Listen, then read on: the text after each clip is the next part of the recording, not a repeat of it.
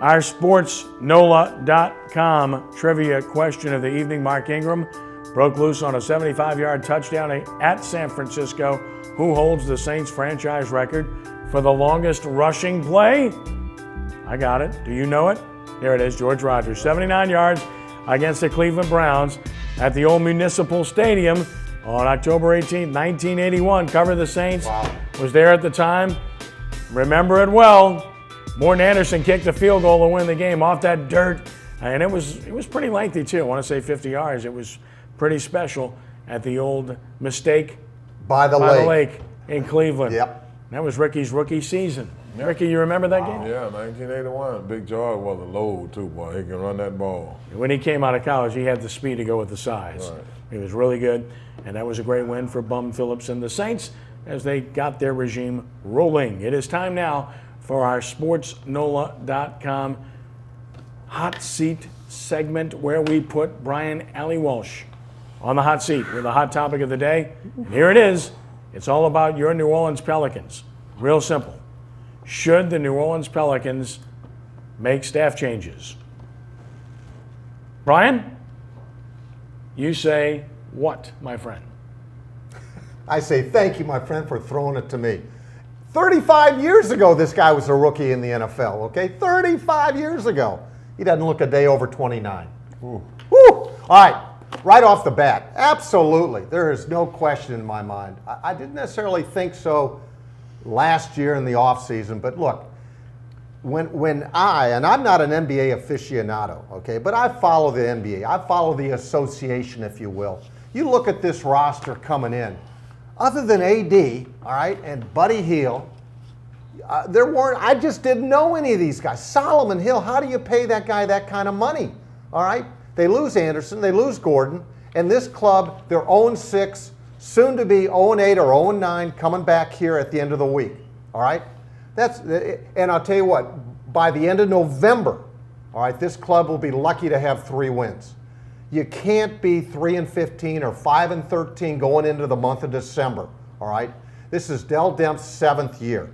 They've made so many mistakes from a personnel decision, just bad outlays of money, bad player acquisitions, movement, and everything like that. I have a suggestion, all right? You make a change now, and here's the change that I would recommend. It's very simple. Joe Dumars has a great association with Mickey Loomis and Sean Payton. I know it's football, but that's the association, all right? Joe Dumars is a well-respected, proven basketball man. Wait till the NBA All-Star Game, make a change. This club isn't going to make any dramatic improvements between now and then, all right? And it has nothing to do, in my opinion, with Evans, Pondexter, and Drew Holiday on the sideline. This club wasn't going anywhere anyway, all right? So Dell Demps had plenty of time to prove himself, and I think it's time to make a change. Danny Ferry is a consultant on staff right now, paid consultant. He may be a guy that they could consider. But look, hopefully Mickey Loomis is doing his homework, has done his homework, and has a short list, okay? Because if this thing continues to go south, as I think it will, all right, there are no signs that this thing's going to turn around this year.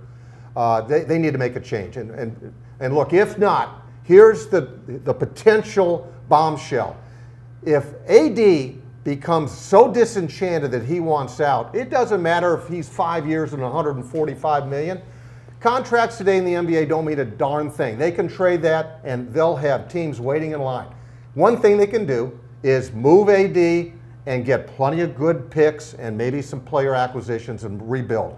But you got to do something, and I say, time to move Dell. Well, I mean, you call him Dell name, but I think he have a boss. So I mean, it's hard for me to tell who making all the decisions. I mean, once you find out who making the decisions, then you can go with it. But I don't think he making every decision over there that's being made. And I can't point a finger at a guy when I can't give him all the credit. I mean, so if he making all the decisions, they the wrong decision. Whoever over there making the decision, they bad decision. And I mean, basketball here in New Orleans, people waiting on a champion. They waiting on a win. They just like Chicago. They waiting on a win so bad. The Cubs finally gave them a world championship. It wouldn't be nothing more better for this city than the basketball team to start winning and have an uproar in the city for winning. But right now, they're not doing the right thing. They're not bringing the right players in. It's not going in the right direction. So somebody need to move. And I mean, so my thing, if they clean house, it wouldn't be bad. Well, this is a basketball team that has all kinds of issues. They were supposed to be better defensively. Other than a game in Memphis, that's not been true. They're supposed to be able to still shoot the ball well. They go out and draft a shooter in Buddy Hield. He's not shooting the ball well at all. The team can't shoot straight.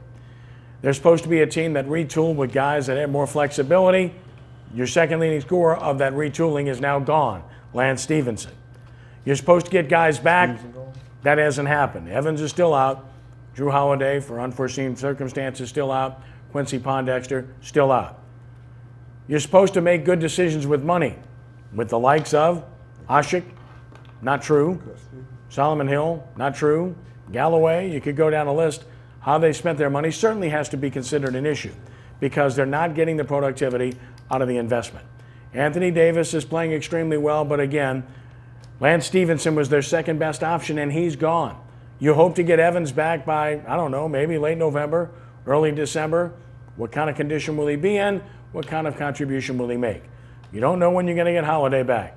Ultimately, when changes are made in season, it's the coach. It always has been. It always will be. Regardless of what you think about the vice president, general manager, I don't think they're going to change that position in the middle of the season, though very clearly the buck stops here. There has to be accountability somewhere. As Ricky mentioned, who's calling the shots at the end of the day? Maybe that's to be debated. We're not totally sure. Bottom line is somebody gets blamed when you go 0-7, 0-8, which is what they're likely going to be. And unfortunately, that somebody would probably be Alvin Gentry, for better or for worse, and it's not all his fault by any stretch of the imagination. When your highlight is the All-Star game, you got a problem. Back to talk college football in a moment as Sports NOLA TV continues on WHNO.